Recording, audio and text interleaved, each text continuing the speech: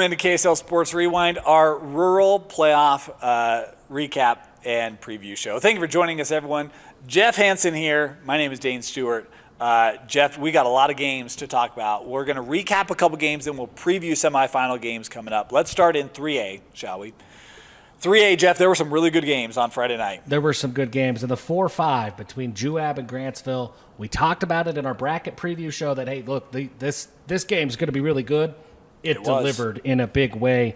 Bryce Armstrong has the game-winning pass, 61-yard touchdown pass with 2.5 minutes to play. That puts the Wasps ahead, and they're able to get the win.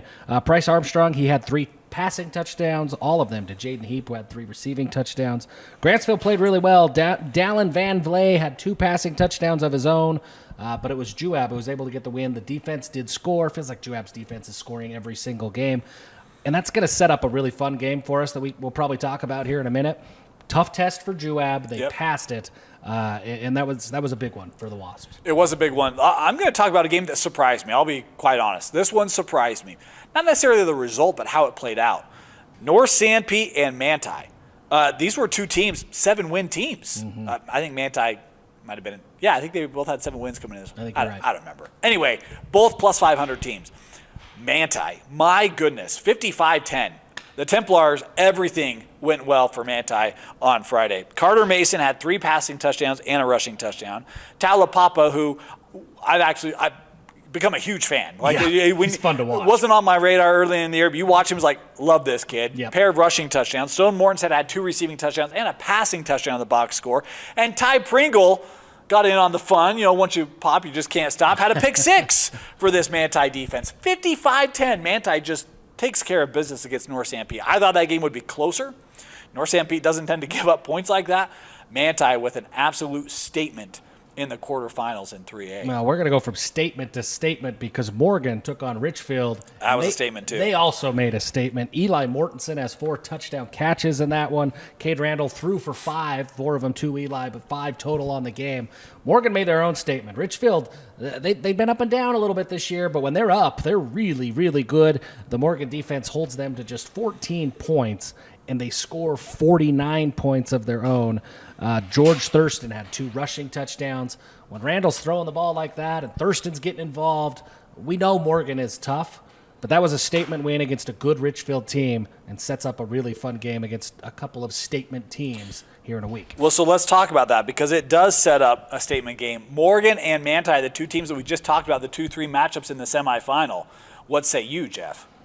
I'd say I want to watch. That's what I say. Okay. That game's going to be a lot of fun.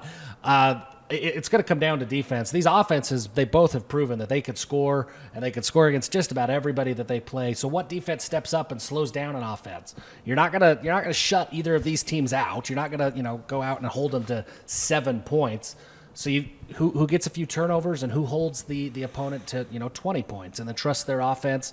I think both of these teams made a statement. They both feel like they're, it's hard to say they're underseeded as the 2 seed and the 3 seed, but they both feel like, hey, we should be contenders every single year. They expect to get to state championship games. So, yeah, they're both looking to make a statement. They're both feeling a little bit hungry. I'm excited for that game. I really like Morgan. I think Morgan's really, really tough to beat. They just play so well defensively. But I'm excited to see how that one plays out. These 2 teams have met the last 2 years in the playoffs. Manti upset Morgan 2 years ago in the semi. Morgan got them last year in the semi. Does Manti have the weapons to match up against Morgan in this 2-3 game? I think so. I think with Talapapa and Carter Mason, I think that they've got the weapons that they can do that. Do they have the weapons to slow down Cade Randall and Mortensen and Thurston? That's the question for me. But I think that they have some juice that they could score offensively for sure. It comes down to that defensive matchup. Do you think this is a high-scoring game, or do you think one defense is able to kind of create some separation? I think one defense creates some separation. I do think there are still a lot of points. I mean, I see this as a 35-20 type of game, I think. But I think that there's going to be a lot of points. Cade Randall has had a fantastic year for Morgan. Be interesting to see if he can continue to keep that Morgan offense on its pace. And the versatility of Manti. Stone Mortensen is a guy that we haven't talked about a ton this year, but multi-year contributor. He's a size matchup problem. Yeah. I mean, he just towers over everybody. Throw the ball up, let him go make a play. He'll make plays. Then you bounce the running game of Talapapa. I think it's a fantastic game. I'm with you. I want to watch it. I can't wait for this one. And as if you can't get any better than that, then let's talk about the 1-4 game, because that'll be Cedar, who was dominant over over Ogden in the quarterfinals, taking on Juab. This was a game, Jeff, region game, and this was kind of the statement game for Cedar this year, where it was like, no, this is legit. Yeah. Had to come from behind to do it. Can Juab get them here in round 2? Well, this is, if you're Cedar, you're looking and saying, hey, we've already beat these guys. We could do this. Let's play our game. They could go win. That was a high-scoring game, 41-35, just a few weeks ago, toward the end of the regular season. So Cedar's going to feel comfortable. You got Everett Kelling. You're always going to feel comfortable. But Juab's going to look at that game, and they're going to feel comfortable too. They were up 21-0. They had all the momentum, and then there's some turnovers late and some kind of freak things that happen, and all of a sudden that game kind of got away from them in a hurry. But if they can go back, I think Juab is looking at this and saying, hey, guys, we know how to beat this Cedar team. We should have beat this Cedar team before. It's a different test now. It's not at Juab. But I think they're feeling pretty confident too based on what they've done, even though they didn't get the win. I think this game's going to be a ton of fun again. I think this game is going to be a ton of fun. And this is one where I think, look, it could be one play here, one play there, makes the difference. This 1-4 in 3A, there's not a lot of separation. Any of these teams could win a state championship, and I wouldn't be surprised, quite frankly. So these are going to be two great semifinal games. Let's move to 2A real quickly, because we want to cover 1A as well. Look, not a lot of surprise in 2A, but there was one thing that surprised me, Jeff. South Sevier. Yeah. Undefeated until last game of the year. They lose to San Juan. You think the 2 seed, they're going to fly. They're taking on the 7-seeded Delta Rabbits. Whoa.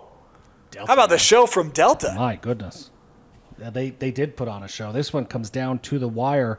And South Sevier. It's a 2-point conversion. It's a 2-point conversion in the end. They get their game-winning touchdown, minute 14 left on the clock, and then it's a 2-point conversion. And South Sevier, this is their first 10-win season ever. Wow. So that's huge for South Sevier. But yeah, the fight from Delta, I don't know that anybody saw that coming, that this nearly was one of the bigger upsets in all classifications. Yes. This would have been one of the biggest upsets. Yeah, I mean, it was Bridger Bradshaw had 2 passing touchdowns. Hudser Flinders had 2 rushing touchdowns to lead the way for South Sevier. Yeah. And you almost wonder, you lose to San Juan, maybe kind of got to get some confidence back that you're as good as you've been all year. I don't know what goes into that. But look, tip of the cap to Delta. They nearly pulled it off. South Sevier squeezes by. They advance to the semifinal where they will take on South Summit. This 2-3 game. Jeff, we talked about it as we were talking about the brackets. Really, really interesting. Wildcats, Rams. What are you looking for in this one? South Summit, they can do it offensively with both ways.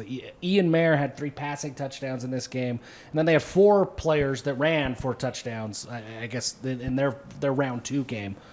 So I look at South Summit, and that's a really tough cover. I think South Sevier, they passed a big test. They've had a fantastic season. I don't know that they've seen an offense quite like this South Summit team. This is going to be a really tough test for South Sevier. Yeah, South Sevier, believe in yourself, who you've been all year. Absolutely. But yeah, this is a really good South Summit team. I think, the battles of the South here will be really interesting. The other semifinal, Summit Academy got out of the gate a little slow in their quarterfinal, but once they found themselves, it was like, water down a stream. It was running and the Bears advanced. But now they got to take on the Broncos of San Juan and Jagger Neves and company. Haven't seen a team like them. Yeah, there's not very many teams that could slow down San Juan. They certainly weren't slowed down against Judge. They win their playoff game last week, 77-2. Jagger Neves has 5 touchdowns. It's just what San Juan has done. Can Summit Academy do it with Beckham Meredith, Liam Larson? I mean, they've got some weapons there. They've got that belief. I'm sure they think that they can do this. It's just a huge test. San Juan it's always the test, right? Always the test in 2A. Nobody's been able to slow down Jagger Neves yet. The size of San Juan has always been a challenge for teams in 2A.